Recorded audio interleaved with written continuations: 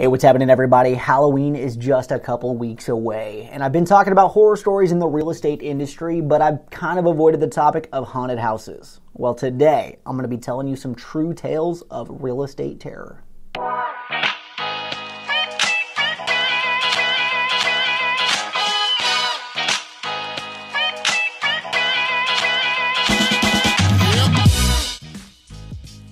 So this first story comes from an agent who was showing a two-story home. This house was located in a super hot market, and the price was ready to go for this thing to be sold. So he couldn't understand why it had been sitting on the market for so long. He went to go check it out and preview it for a client and found out that it had the typical cliche horror story things that you would see in a home. Uneven floors, squeaky stairs, everything you'd come to expect from a house that looks haunted. Everything was going okay until he went down into the basement and found a single light bulb lit. Now, typically that wouldn't be a problem, except for the fact that this house had no electricity. He decided that was enough of a reason for him to turn around, leave, and never return. This story comes from a real estate agent that was showing a couple homes one day. They decided to go in and take a look at a foreclosed property, which was obviously vacant. That's pretty common with foreclosed homes.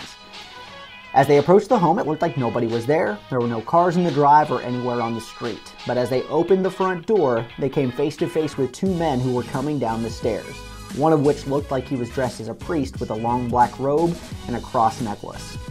They exchanged pleasantries, and the two men went about their way, exiting the back door. Whenever the buyers went to go check and see where they went, it was almost as if they vanished into thin air. An agent in Ontario, Canada was working with a young woman who was purchasing a home. The agent found out that the buyer's sister was actually a medium, and they joked that, hey, maybe you should bring your sister along for the inspection and make sure there's no spirits in the home. Well, that joke went a little bit further than the agent expected because the buyer took him up on that. She came out to the home inspection, and as they were finishing up and leaving, she said, "Don't worry, there were a couple spirits that I already got rid of. There's one left in the front room that doesn't seem to want to go anywhere.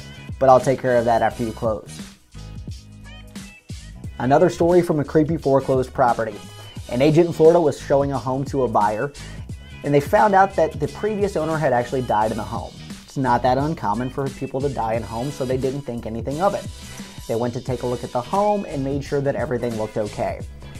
For some reason, the exterior doors on the home all started opening and closing ever so slightly, which didn't seem to make any kind of sense because the power was off and there was no air movement through the home.